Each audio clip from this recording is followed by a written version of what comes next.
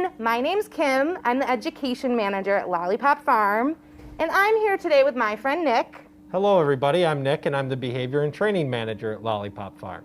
Nick, did you know that it's National Dog Bite Prevention Week? Yes, I did. And Kim, did you know that in the United States there's over 4 million dog bites that happen every year? Wow, that's a pretty scary number. 4 million? 4 million. Wow. And it is a serious number, but we're here this week to help kids stay safe around dogs. All right, so let's break it down a little bit. Can you tell me why dog bites happen to kids? So we're going to talk about 3 different reasons today. Okay. The first reason is kids and dogs, we speak different languages. The second reason is kids and dogs play in different ways. And the third reason is some dogs just don't like kids. So Nick, are you saying that kids and dogs can't be friends? No, of course they can be friends. Okay, well, what? Tell me more. So let's break it down to our first one. Okay. So kids and dogs, we speak a different language, right? Yeah. So kids and people in general, we primarily talk with and vocalize with our voice, right? That's how we primarily communicate. Right. Our dogs, on the other hand, they primarily communicate with their body. So if I'm upset with you, I'm likely going to tell you, right, that I'm upset or I'm frustrated or I need to be left alone. How would a dog do that with their body? So with a dog, what we're going to do is we're going to look at different points of their body and they're going to tell us different things. Okay. We're going to look at their tail, their overall body posture, Okay. their ears, their eyes, and where their face is. Okay. So those are the points that we're gonna look at when we're talking about our dog language. Well, why don't we take a look at some examples? I think we have some videos that we wanted to take a look at anyways. I think that's a great idea. Awesome. Let's take a look.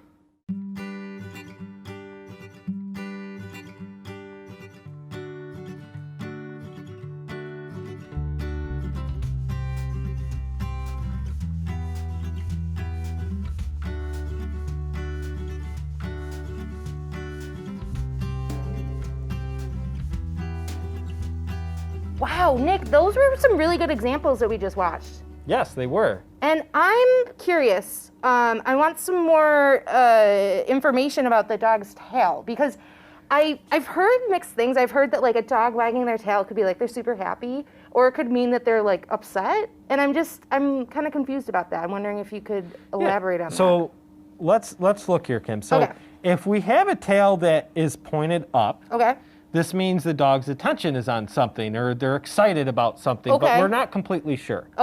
Then we often see the tail that is up and it's wagging, right? So this means that I'm happy. But then we'll also see sometimes where we see the tail that's lower than the back of the dog. And it could be wagging. That's weird, right? And well, this tells us the dog has its attention on something. And it could be that the dog is maybe a little scared or excited. So they're still kind of figuring that out. And then we'll also see with the tail, we might see a completely tucked tail, and this means I'm scared. Okay, so that's a really good indication on if it's up and wagging or if it's tucked and lowered. So am I just focusing on the tail, or should I also be focusing on the rest of the body at the same time? Well, let's talk about the rest of the body, and we're going to get a whole picture. So let's talk about just the body in general. So we always want to look at where the dog's body weight is first. It could be, if it's the dog's body weight is more backwards, it could be that it's trying to move backwards or it's more scared. It could be facing more frontwards, which means, again, I am excited, or... like when they want to play and they're like, let's go. Or we see that play bow where they lower their completely bottom of their head. The other thing that we might see that people often see is the dog do the shake, right? Wait, do you mean like it's kind of like they just got out of the pool, but they didn't actually get out of the pool, and they just like shake everything off? And they shake everything off. Why do they do that? Well, that is because it's a good way for the dog to get rid of stress. So if they're come across some sort of stressful situation, I'm not sure exactly how to handle it, I just shake off all my stress. Like heebie-jeebies. Yes, exactly. Okay. Yep. So those are things we want to look for with the body. Okay, cool. So then let's talk about the next thing we saw, our ears. Yes, the ears had a lot of good indications. Yeah. Okay. So it's good to pay attention, and each dog with their ears are different, right? But we might see ears that are pointed straight up, which means, oh, I heard something. I'm excited. Where is it? So we got to watch that. But then the other big thing that we see is the ears go down, and they might even point back, right? Yeah. And this means that I'm scared. I don't like the current situation. Okay. And then the next thing we're going to look at, Kim, is the eyes of our dog. Oh, right. So as you saw in the video, there was a couple times where we saw the whites. Yeah, isn't that called puppy eye? Well, it's not called puppy eye. Oh, really? What we actually call it in the training world, we call it whale eye. Whale eye, like the whale in the sea? Yeah. In the ocean? Yep, we use it as a whale eye is what is the technical term for it. And what that means for the dog is I'm nervous about something.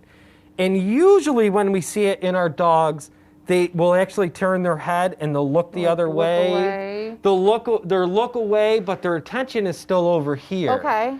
And that usually tells us they're nervous about that They're something. like, I see you over there, but I'm ignoring you kind of. They're going to look like they're trying to ignore you, but they're really paying attention to you, but they're nervous about the situation. So when you see a lot of the white in a dog's eye, that could indicate that they're anxious or nervous? Yeah, they're a little anxious or nervous. Wow, okay. So let's talk about the last thing, and that is the mouth. Yeah, right? yeah. So let's talk about a couple things that are probably more subtle signs that we don't really notice very much. Okay. And the first one is the lip licking. You'll see the dogs stick their tongue out and they'll lick their lips. Yeah, like they just ate peanut butter? Yeah, like they just ate peanut butter. Okay. Well, if they haven't just eaten peanut butter, that's a sign of stress. Oh. So we got to be careful when we start seeing a dog lip licking that they're starting to become a little stressed. Okay. The other thing that we might see is that yawn, a big yawn. Like they're tired. Like they're tired. But that is also a sign of stress. They're taking in that deep breath. Really? Kind of like if you've had a bad day and you just come home and you go, oh. So it's a sign to let them release some stress. Wow. Yep. And then, of course, the final thing that we might come across is the dog might actually show us their teeth. Oh, okay. And that's obviously them saying they're not too happy. They are not too happy. And occasionally we'll also hear the dog vocalize in such as a bark or a growl. So there's lots of different types of barks, and there's quite a few different types of growls that we might hear. But we're going to use those barks and growls, and we're going to look at the rest of the dog to get an overall picture of what that dog is communicating to us. Because it's not just the tail, it's not just the ears, it's all 5 of the spots that we're paying attention to. Yep, we're going to take in consideration all 5 of those spots that we talked about to determine how that dog is feeling. Wow. Okay. Thank you. That was really awesome to see all the behaviors broken down. You're welcome. Yeah. All right, let's take a look at some other videos of some positive interactions with kids and dogs. Cool. Let's check them out. There we go.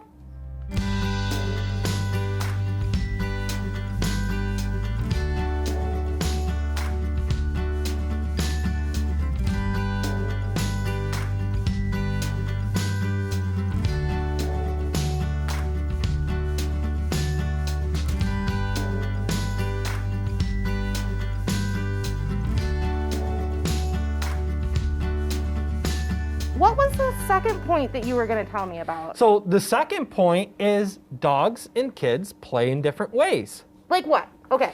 All right. Dogs play with their mouth. It's their natural way that they play with items, and it's a natural way that they play with each other if we've ever seen a dog play. We as humans, we don't like when dogs play with their mouths with us, right? No. So we need to give them different ways to play with, and that's why we have our toys to teach them how to play. Okay. And we're going to play with them with their toys. Okay. And, as kids, my kids, Kim, they love to play tag and love to chase each other. That's such a fun game. It is such a fun game, but you know what? Our dogs don't like it. What? No. Wait, dogs don't like playing tag? No, they don't, because tag involves chasing. Oh. And chasing can be very scary to a dog. So we never want to play a game of like tag or chase with our dogs. we always want to keep it to our games. Okay. And actually, I want to talk about the other little video that we saw with the little girl and the cute little Pekingese. Oh my gosh, that was a really good video. It was so cute, wasn't it? So there's two games that dogs really like to play. One, I like to call them our wrestlers, where we have like our tug of war toys and our toys, and we play fetch. Yeah. And then we also saw like that little Pekingese, and I like to call those our tea party players. Wait, a tea party player? A tea party player. Aww. Where she was just, that little dog was just so happy to be with her little person and just sit there in the grass and snuggle and be next to each other. And that's a great way to interact and play with our dogs too. That makes sense. Oh my gosh, I have a video to show you. Okay, what is it? It's my friend Oliver playing with his best friend Brandy. And I'm pretty sure you're going to be impressed with this. Awesome. Let's check it out. All right, watch. Okay, go hide it. Brandy, wait.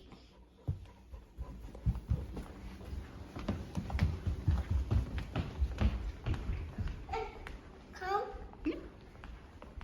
That's big. Big. Where are you going to hide it? Yes. Okay, hide it there.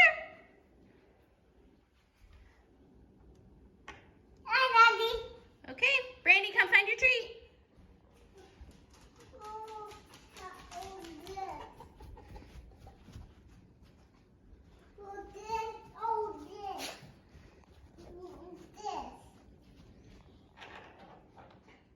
Good job, guys. What did you think about my friend Oliver and Brandy? I absolutely loved that. Isn't that video great? It is great. I'm so proud of them. I mean, what a great game to play with your dog. We're playing hide and seek with treats. Not only is this engaging for Ollie, but it was engaging for Brandy too. Yeah, everyone had fun, and there was no chasing, even though it was still a fun game of hide and go seek. Yeah, pretty absolutely. Cool. All right, Nick, so we talked about our first 2 points. The last point was kind of confusing to me. Can you elaborate a little more? So it's, some dogs just don't like kids. So that's sad. It is kind of sad, but let's kind of break it down into a couple different categories here.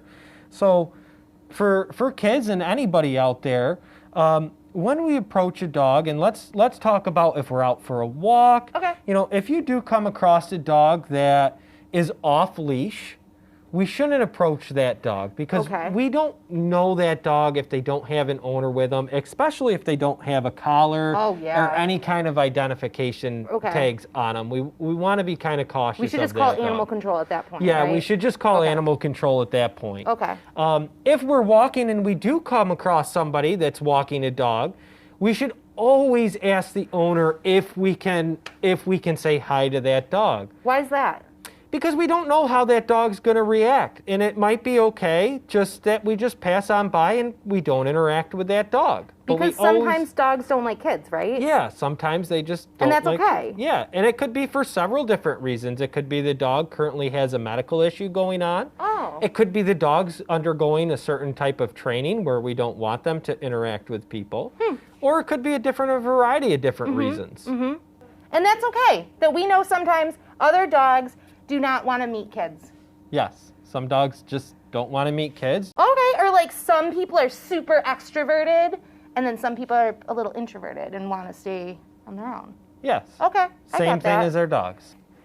Nick, thank you so much. This was really informative. Well, thank you, Kim, for having me here today. Absolutely. And to all my friends at home, join the Lollypop Farm Humane Education Facebook group for more resources and ways to learn. And we'll see you next time. Bye. Bye, everyone.